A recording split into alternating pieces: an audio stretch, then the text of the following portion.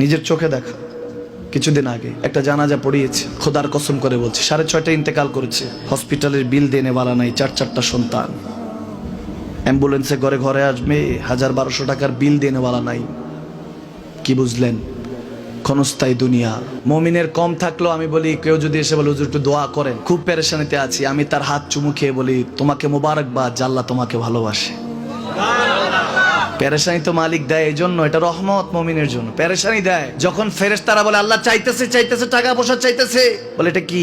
বলে ফাসেক, দে বিদায় কর, বিদায় কর। তার চাওয়া আছে, বিরক্ত লাগে, বিদায় কর, কি লাগে দে। আল্লাহ 10 কোটি দিয়েছে, 100 কোটি দিয়ে বিদায় কর।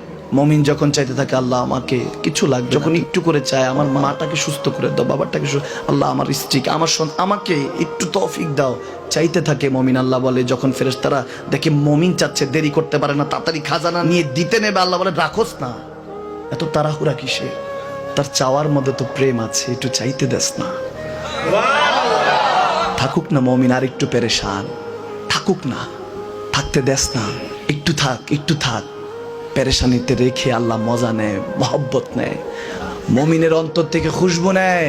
আল্লাহর বড় মায়া, মুমিন যখন চায় আল্লাহ তখন মায়ার নজর নিয়ে তাকায়, হায় হায় আমার বান্দা, সুবহানাল্লাহ।